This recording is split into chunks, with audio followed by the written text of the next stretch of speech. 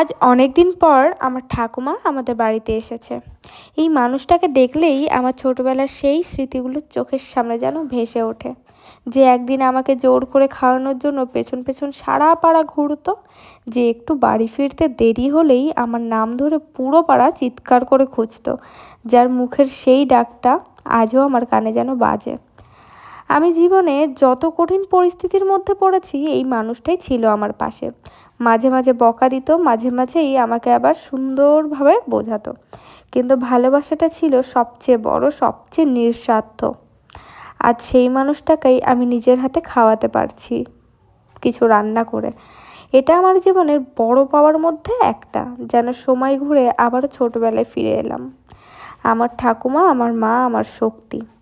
আজকে এই ছোট্ট মুহূর্তটা হয়তো সাধারণ, কিন্তু আমার কাছে জীবনের সবচেয়ে সুন্দর, সবচেয়ে মূল্যবান অনুভূতি এগুলো। আমি আমার ঠাকুমার ব্যাপারে যতই বলি না কেন ততই কম পড়বে। আমি অনেক জ্বালিয়েছি, একটা সময় অনেক বুঝিয়েছে, আমি বুঝিনি।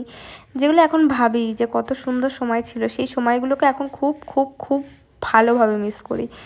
যাই হোক, সময় চলে গেলে আর ফেরানো যায় না, স্মৃতিগুলো রয়ে যায় আমাদের মনে কিংবা আমাদের ফোনে। তাই আজকের এই স্মৃতিটা আমি জমিয়ে রাখলাম আমার ফোনের ইউটিউব চ্যানেলে।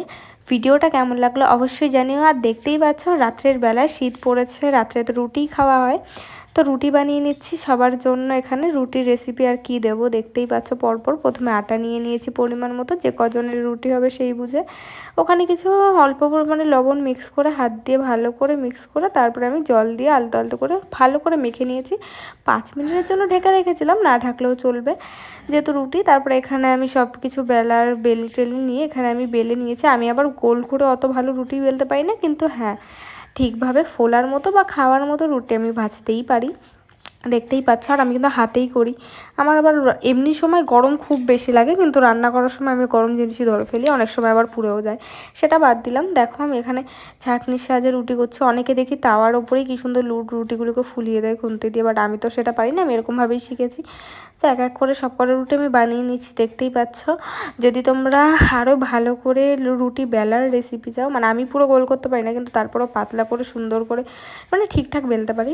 যদি অনেকে আছে যারা পারো না কী করে রুটি গোল হয় বা সুন্দর হয় বেলা, সেটা যদি জানতে চাও অবশ্যই কমেন্ট করে জানিও। আমি নেক্সট ভিডিওতে তোমাদেরকে রুটি গোল করার প্রসেস বা রুটি কিভাবে ফুলবে সুন্দর করে, কিভাবে আস্তে আস্তে করে বেলবে, তাহলে সেটা বলে দেবো। আর সেটা খুবই সাধারণ, আমি জানি অনেকের চ্যানেলে এই ভিডিওগুলো আছে, তোমরা চাইলে দেখেই নিতে পারো। একটা ছোট্ট কমেন্ট করে কী বা হবে, তোমরা সার্চ করলেই পেয়ে যাবে আর অনেক ভিডিও।